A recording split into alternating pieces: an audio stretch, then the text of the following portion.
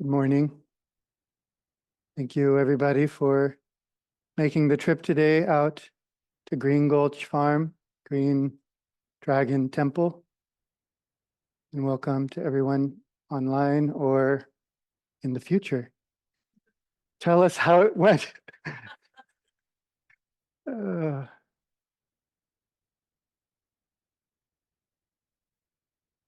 Just this turning towards our life together, this effort of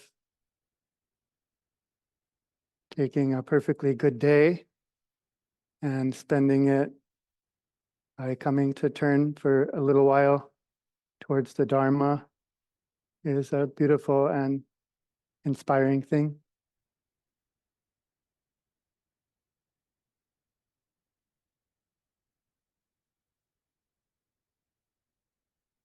And that's the main thing we're doing here this morning, is just being together, turning towards our own life, turning towards this fact of being alive, ungraspable and subtle fact that we're here.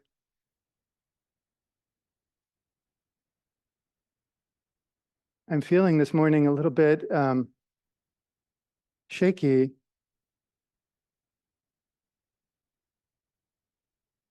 is interesting to notice, a little bit fearful. So I wonder what I am protecting. So I wish it were just in front of a bunch of people that I feel fearful. I recently had another of these moments, which I hope you've had now and then, moment of quiet and clarity, and this feeling like catching a glimpse of this subtle fear that is always pushing my life.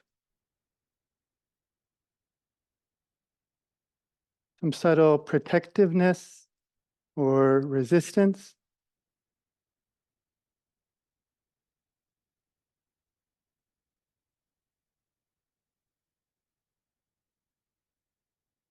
Maybe a kind of withholding.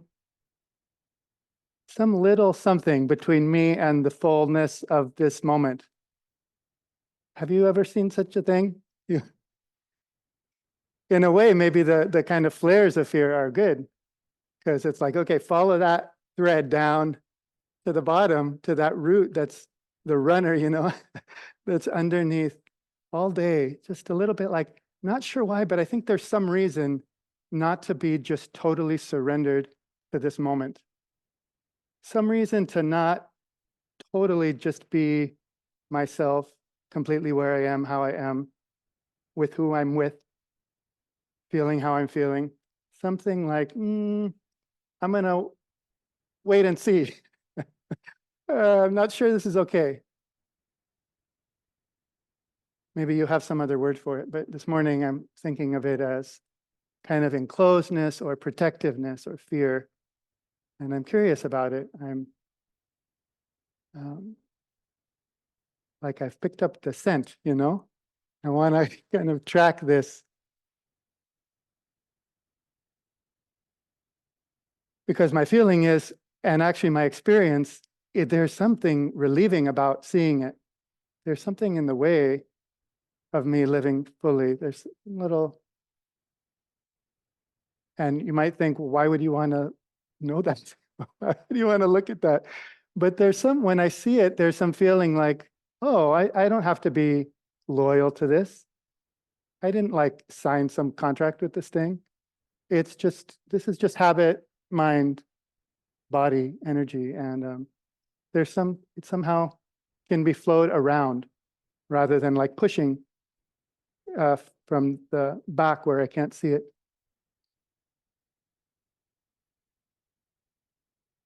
The Buddha, when he awakened, the teachings say there's like 100 different things he said. So I don't know. I don't know there's a grab bag of things that you can say that the Buddha said when he awakened.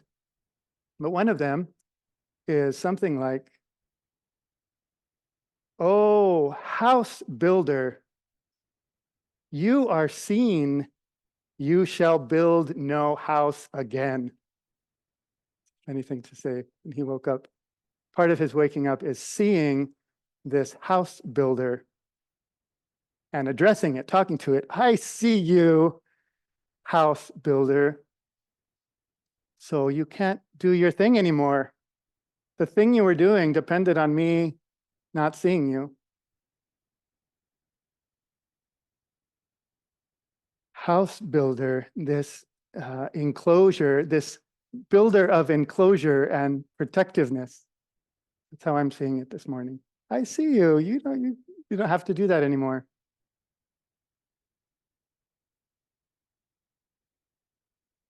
See this constant, subtle withholding and protection and fear. And say, "Oh." So then the Buddha says, "Never again shall you build a house." It's a very dramatic moment. And apparently when we all achieve Buddhahood, which is in our forecast, I don't know if it will have occurred by the time those future folks are listening, but all of us are going to achieve Buddhahood. And when we do, we'll see it so thoroughly that it will not be able to build any enclosure anymore. That'll be, then I guess as bodhisattvas, then we'll kind of go back into an enclosure so that we can interact with other enclosed people offering teachings and support. But anyway, in my experience, I can't quite say, "I see you, never again shall you build a house." But like I see you, and right now that I'm seeing you, I'm not pushed by this fear, by this protectiveness, by this withholding. Okay.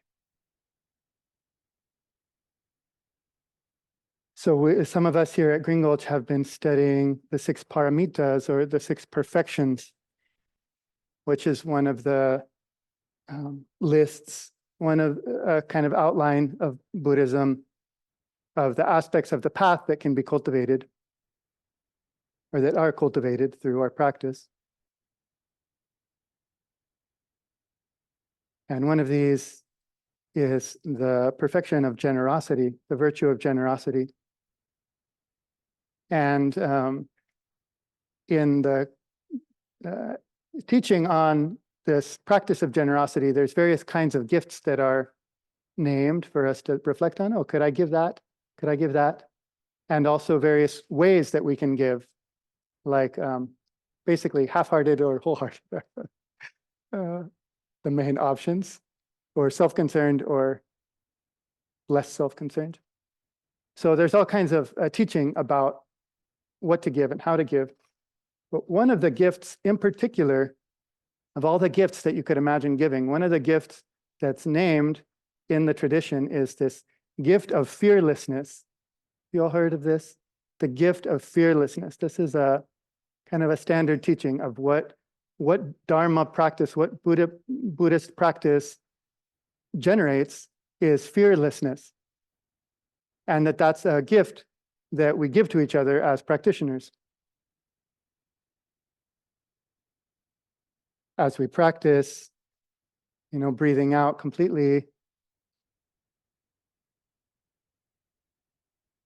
letting go of our doing, and noticing that we're receiving life, then naturally our kind of trust starts to grow that I don't have to be doing this.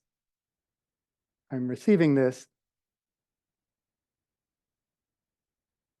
Or as Suzuki Roshi says, we're in the lap of the Buddha. We're being held by something that's greater than our own effort or our own self. So we let go and we feel we can trust or entrust.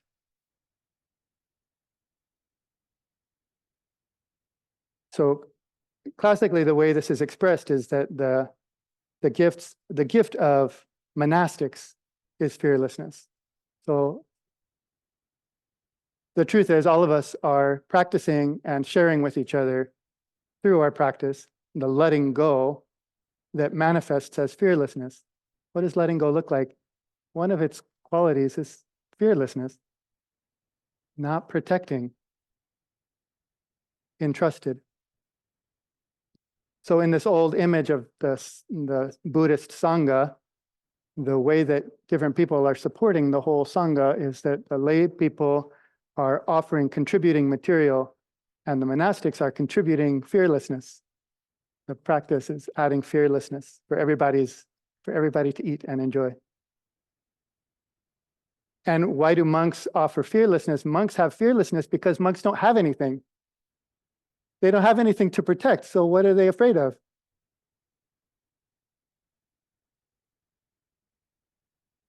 So of course, for those of us practicing deeply having nothing, or practicing noticing that we don't actually have anything, and that nothing is under our control, nothing can be relied upon, nothing is owned.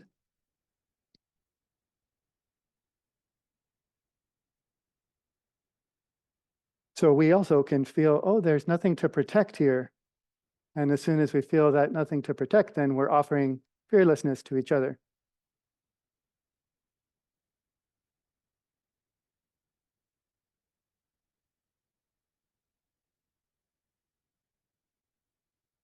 So there's a set of, I think you're with me. Are you with me?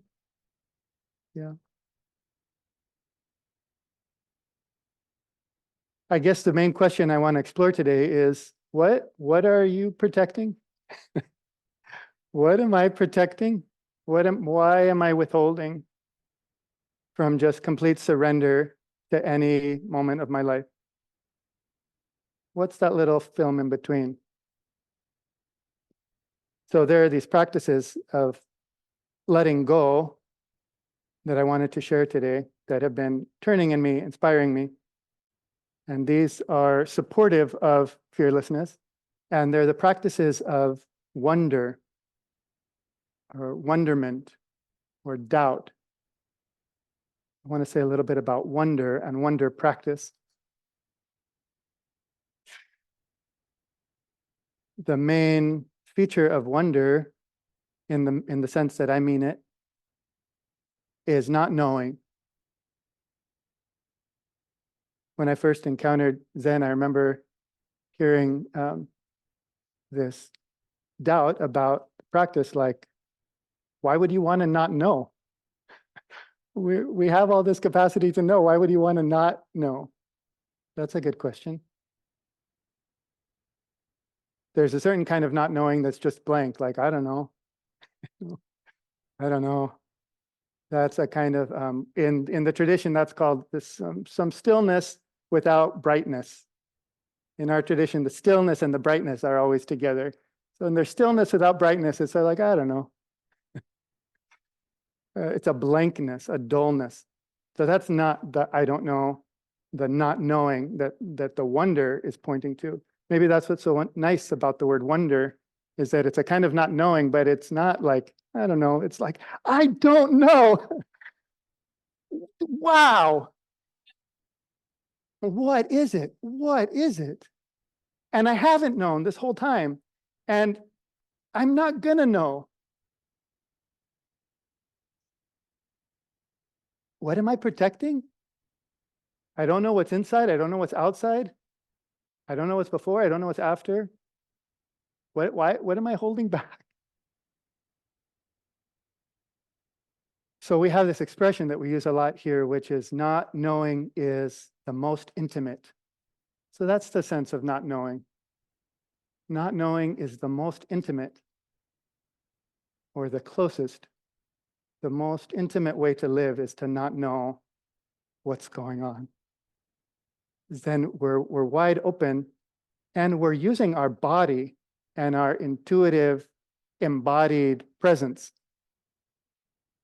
And we're not trying to grasp hold or get hold of anything. So when we're using the mind to know something, there's we're relating to a thought we have or a view we have about what's happening. When we invite the not knowing, those views and ideas can kind of soften, but it's not just a negative thing. They soften, and then what comes into the foreground is the kind of embodied being here.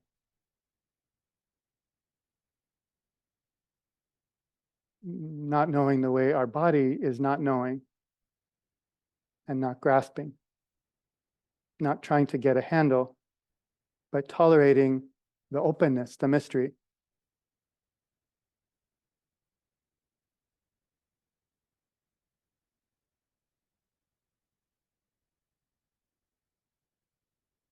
I think that's part of, I think in this protectiveness, there's my knowing.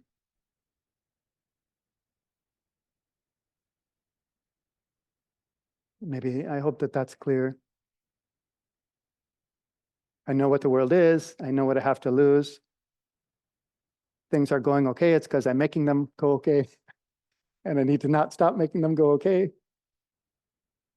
But if I really don't know, then it's more like entrusted to the out-breath, receiving the in-breath.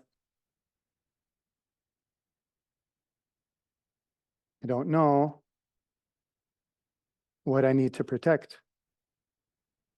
So how about just completely be in this moment that's here now?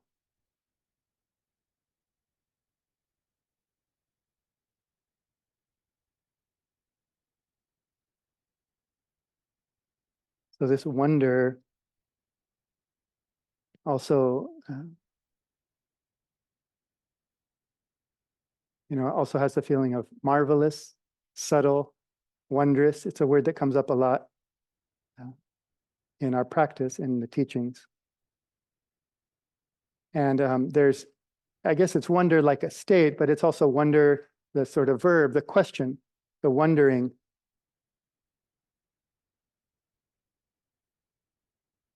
And of course, the wonder can be very intense in a kind of awe, or the wonder can be subtle and quiet, integrated. So there's these practices in part of the Zen tradition, these practices of cultivating, generating, and abiding in wonder, in kind of questions that open wonder. And I've gotten interested in this kind of practice. It's present in some of the Japanese Zen traditions and more so in the Korean and Chinese traditions. These practices of generating wonder and doubt. And a main way that this practice is done is through this practice of huatou. Some of you heard of huatou or maybe practiced huatou. So huatou means like critical phrase or key word. And it's a pointed question that a meditator reflects on or concentrates on. You kind of have this question and you concentrate on this question in order to generate doubt, in the sense of doubting what our life is, or doubting what we know, what we think we know. Doubting that we need to be protecting ourselves, that kind of doubt. So these questions that open into the wonder and the doubt.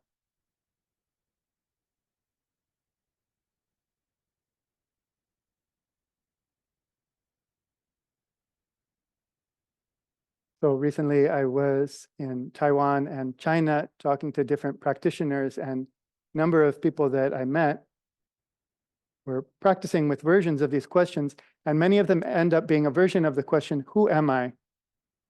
Who am I? Which is an excellent question. Remember, you probably have asked yourself this question. And we usually ask it and we think of, maybe our identity comes to mind. We ask this question, who am I? And it's like, well, I'm someone who likes music, or something about ourselves. But in the huatou, in the spiritual sense, in the existential sense, in the Zen sense, the question, who am I, is like not about who do you think you are, or who does someone else think you are, or who are you in relation to anything, but just who, what is this? What is this situation that we have found ourselves in? So first we doubt that we know what it is, because first we think, well, yeah, it's just called being alive. It's called me being you. I've been doing it for a while. I know how it goes. So first we kind of start doubting that. Like, wait. And then we ask, who am I? So sometimes they ask, who am I? And you just sort of, I mean, honestly, drive yourself a little nuts with this question, who am I? Who am I? Who am I? Or what is this? What is this? That's a little more open than the who, because the who is already like, you're pretty sure it's a person. But the what is this? What is this? There's one, many in Buddhist temples, many people are reciting the name of Buddha. Just homage to the Buddha, I entrust to Buddha. And so then one of the questions that practitioners who have practiced for a long time in that way ask is, who is reciting the name of Buddha? Who is that who's reciting Buddha's name? Who am I?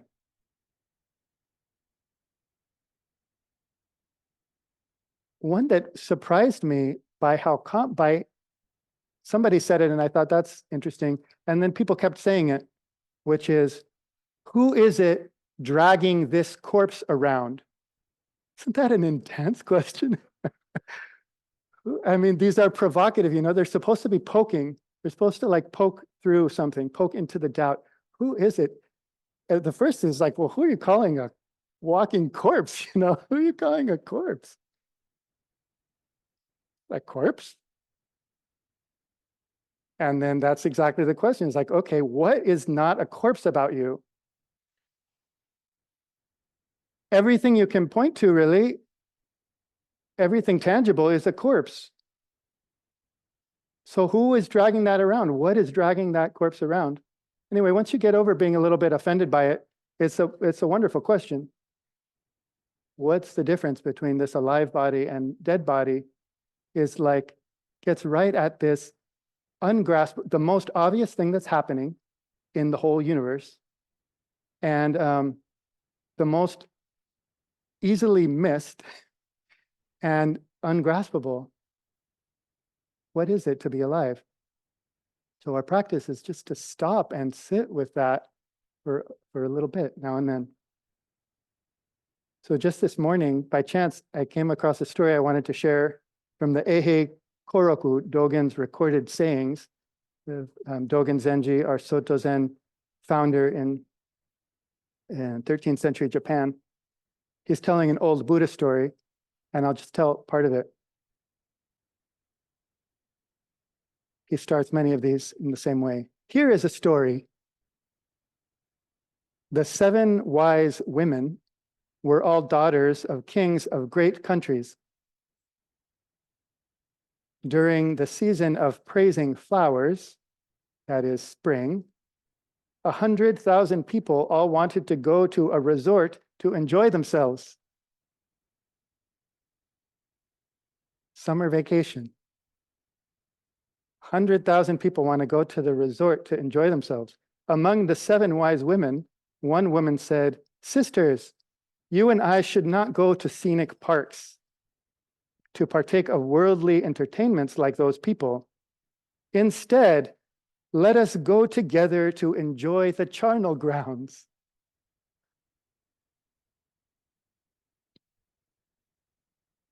The other women said, "That place is full of decaying corpses." What is such a place good for?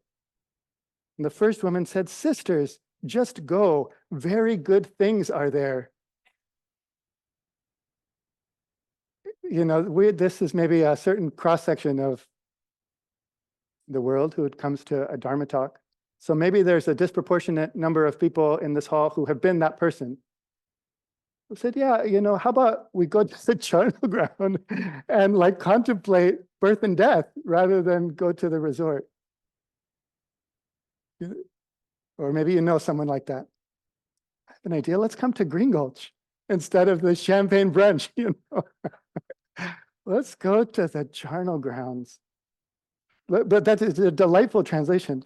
Sisters, let's go together to enjoy the charnel grounds. It's really a wonderful line. Because there's something very good there. There's something very, very important and good and satisfying there. So when they arrived in the forest, the woman pointed to a corpse and said to the other woman,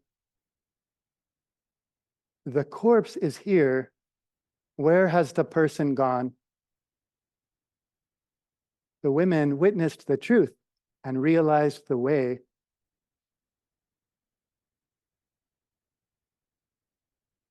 When they looked up at the sky, heavenly flowers fell around them, and a voice praised them, saying, "Excellent, excellent." In other words, everything came to life.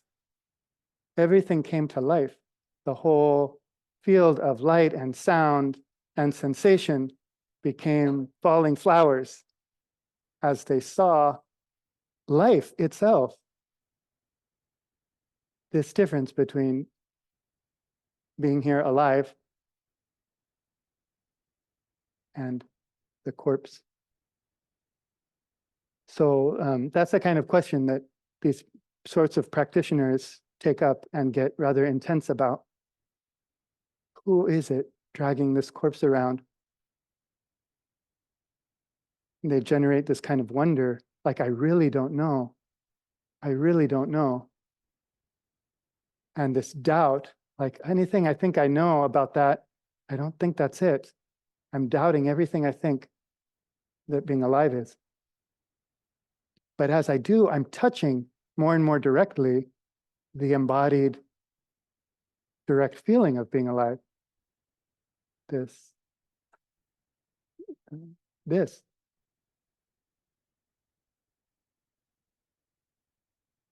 So that kind of practice is part of a system that's a little bit different from our system of practice. And it's kind of tied in with other parts of the practice that may or may not align with what we're teaching here in the Soto Zen lineage.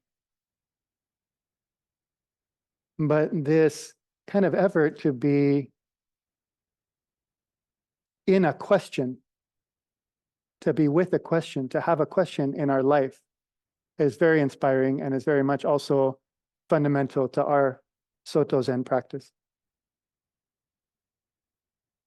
Letting some kind of question or curiosity or wondering be present in the posture, present in our bones, really. Whether it's we ask ourselves a dramatic question or not, just that we are wondering.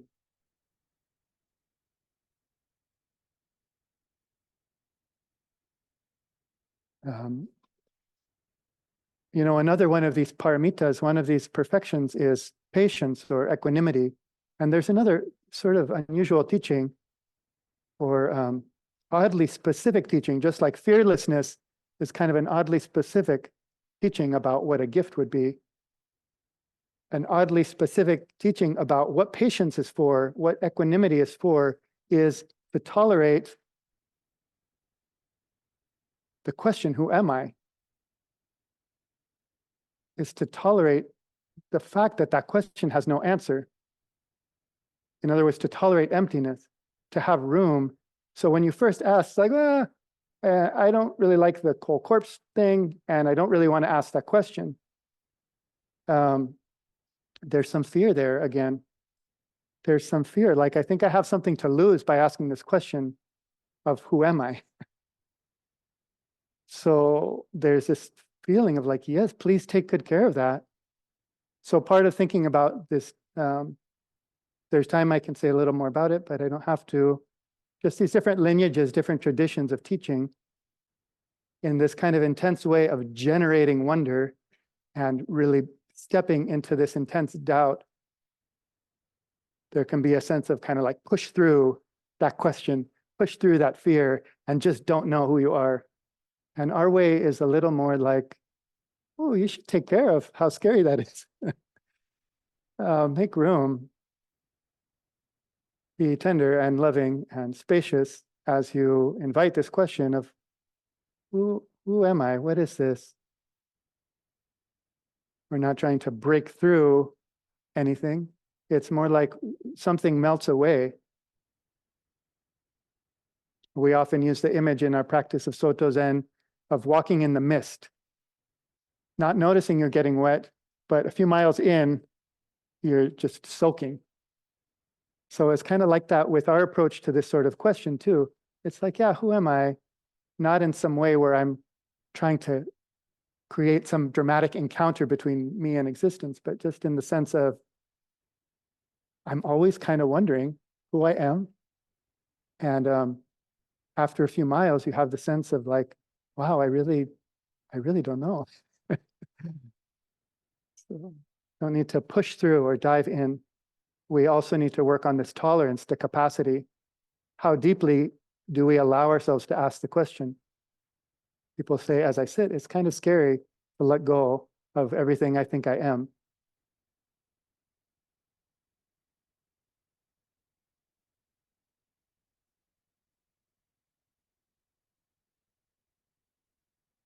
So the main kind of lineages,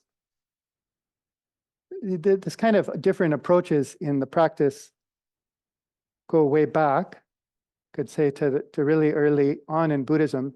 It's kind of different modes of how we do the practice with a certain kind of investigating. So the huatou, this question is to be investigated, that side of the practice. And then the more softening, opening, allowing in stillness side of the practice. And in our Zen tradition, in the 12th century in China, there were two great masters, Hongzhi and Dahui, were sort of the holders of these two lines, these two approaches. Dahui saying, you need to generate this wonder and encounter directly and fearlessly this, your own, the who. And Hongzhi feels more like, why are you being so dramatic? Just sit still in the wonder that's right here in the brightness of our still sitting. Just sit with your eyes and ears and heart open. And you don't have to generate anything. In fact, generating some feeling is kind of like our whole problem of our life, is that we're trying to generate something, we're trying to lean into something, we're trying to get something, and then we're suffering a lot and causing suffering to others. So Hongzhi, which is the approach, the Soto Zen school is more like, don't generate anything, just sit upright and still. Open your heart and eyes and ears, and there is brightness. And there's not knowing there and wonder.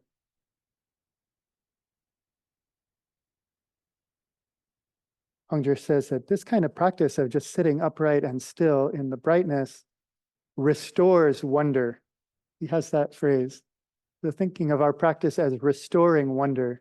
Why did you come to Green Gulch this morning instead of the champagne brunch? It's well to restore the wonder.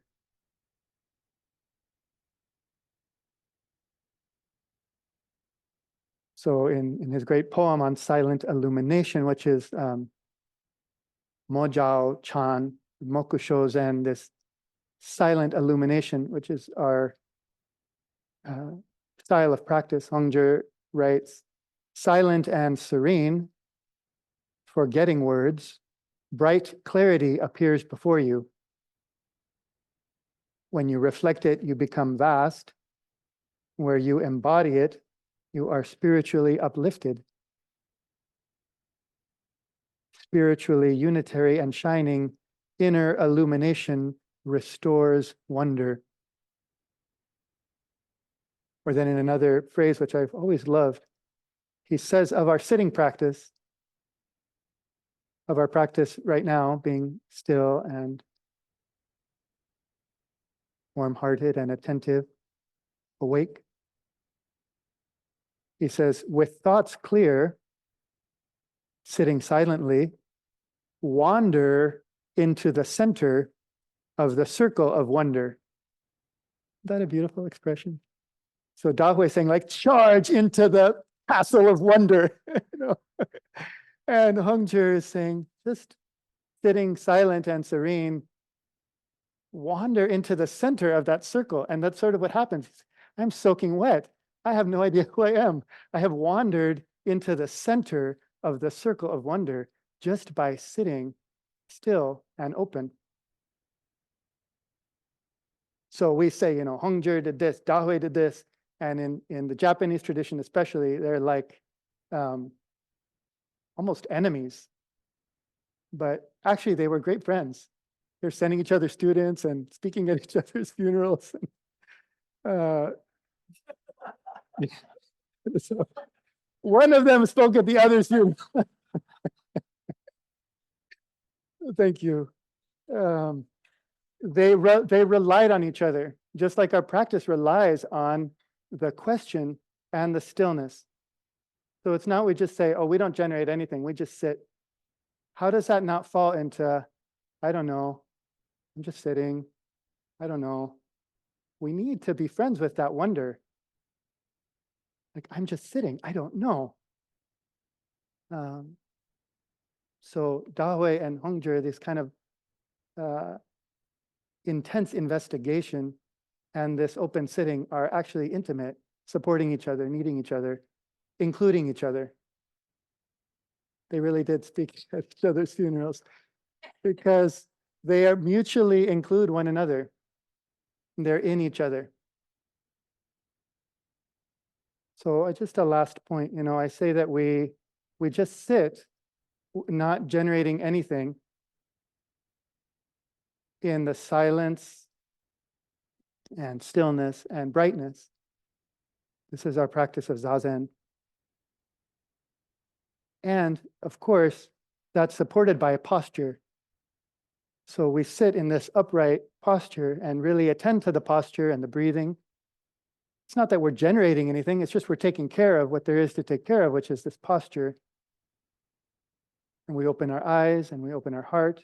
We try to figure out where to put our head and our hands.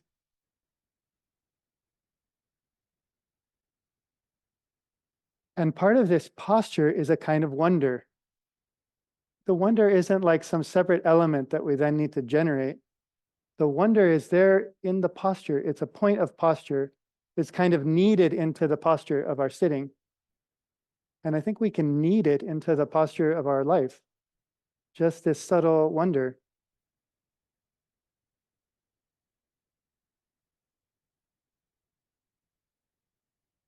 What is this, being alive?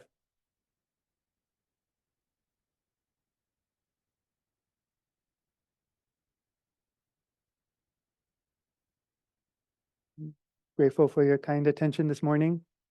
Thank you for coming. As always, if any good has come of our time together, that is offered to everyone, so that all beings somehow can be supported by our practice. We have a few more minutes. If anybody has a comment or question they'd like to raise. Your hand in the back.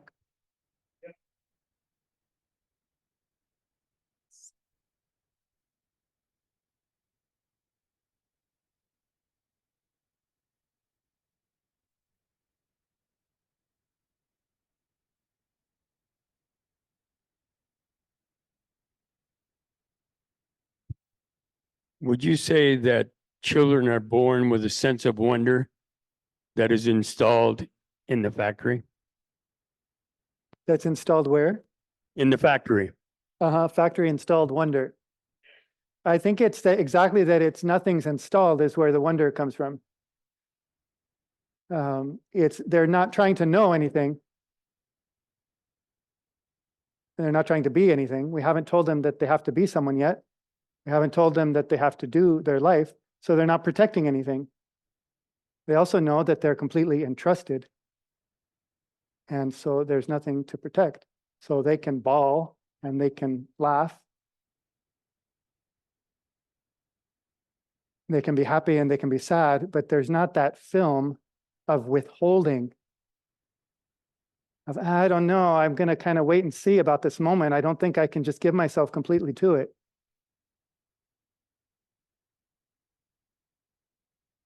So we're, yeah.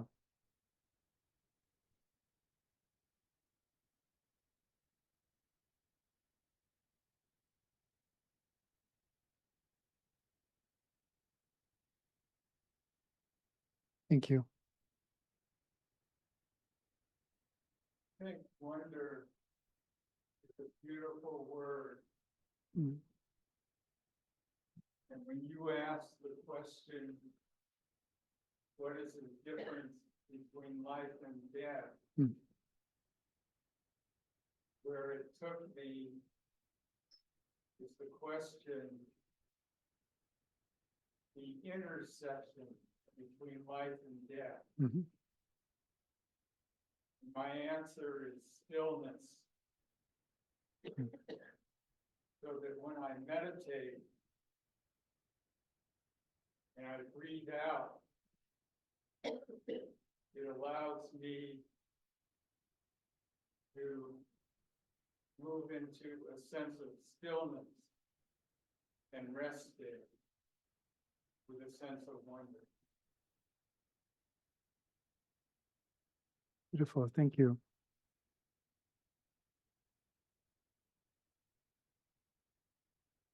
So that's like, who am I?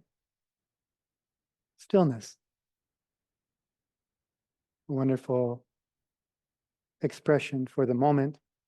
And then the doubt resumes. And we say, I wonder about stillness. Not so sure anymore. And then we ask again.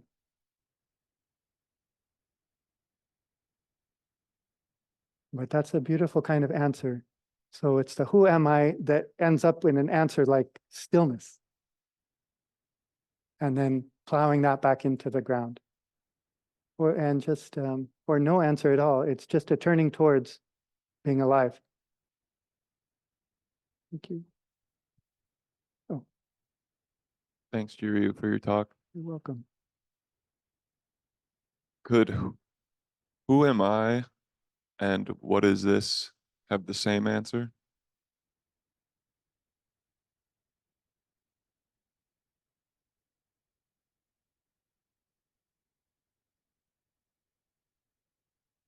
Maybe answer, forgive me if I've talked about answers. It's who am I or what is this? Turn us towards something, which is, could say who it is or what it is. So I think any of these questions are just turning us towards something, or at least that's how, as the Soto Zen person, I would reply. That's,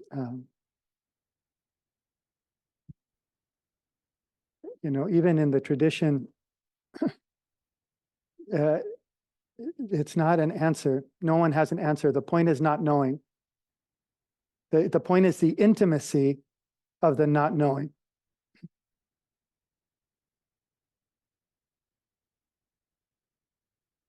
You Thank you. you could try them both and feel the different flavor.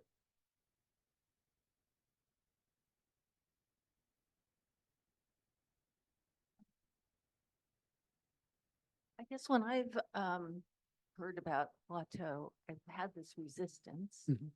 because it feels as a first impression that I would be caught up in my mind in Yes. asking a Mhm. question.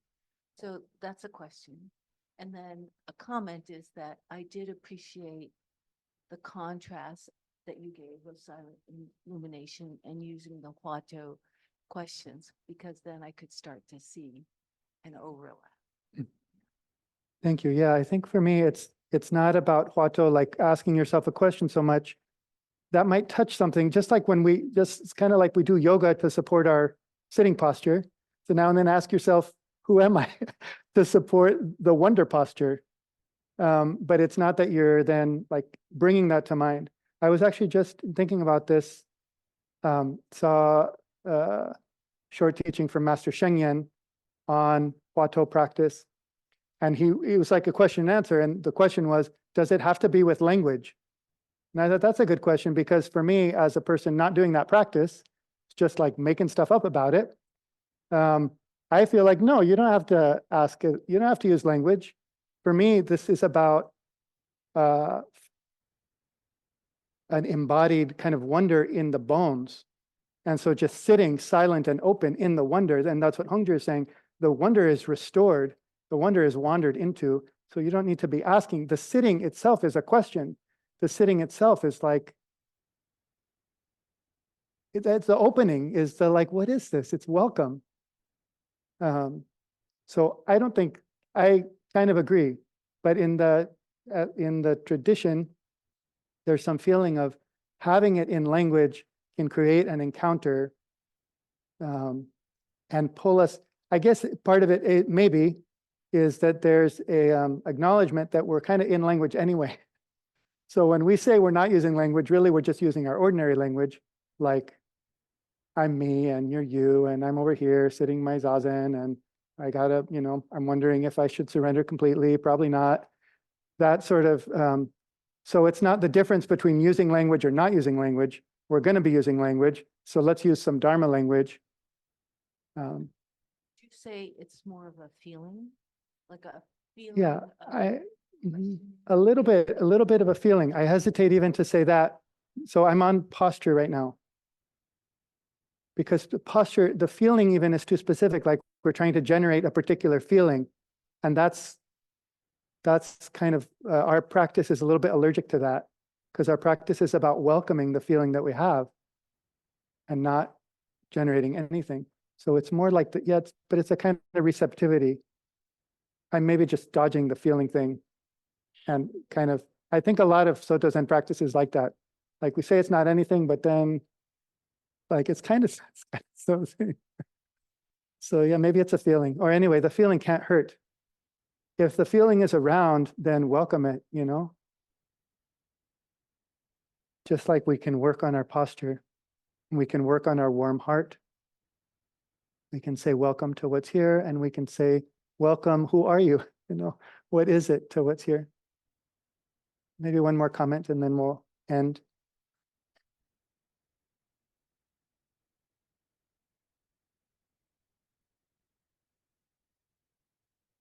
It seems like as if you started off by talking about your feeling of maybe anxiety or a little something under your skin in the beginning. Yeah. And then went on to talking about this excitement for wonder. Yeah.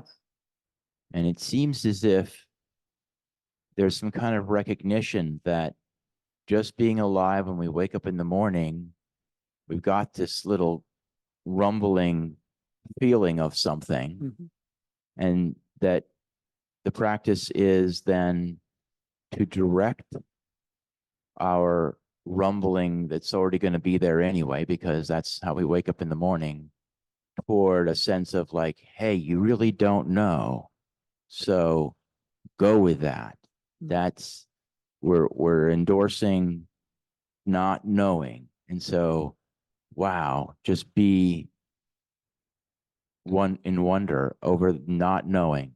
Is that the flow? We're taking something that exists and we're directing it. That's a way, I appreciate that. That seems like a good way to think about it and work with it. I think for me, it's not so much, how would I say it? I want to be silent and still. I have a practice of being as quiet and still as I can. And then when I do that, I see, this underlying some pressure, some withholding, some resistance. So I'm not exactly directing that, although that is a source of energy. So I appreciate what you're saying, and I would encourage you to practice in that way. For me, it's that in the stillness and silence, part of that practice is there's a kind of wonderment question of, And as I allow and welcome, open to that question, then the fear is undermined. And maybe I didn't make that connection clear enough. To do the practice of wonder is to forget, and doubt is to forget what we're protecting. So, yeah, for me, we talk about the practice in a million different ways, and I think it's great, and we feel through all of them. Fundamentally, my practice isn't about like redirecting anything. It's about silence and stillness in brightness, openness and stillness. But I am kind of naming these qualities of it and feeling how, when I feel the fear, that is very helpful. That starts to release. And also feeling the like, what is it anyway? Also, it's just very supportive for me being completely myself and feeling fully alive, fully willing, finding the real yes to just actually being here, alive. Thank you all for enjoying the charnel grounds this morning. Appreciate your attention and your practice. Please continue.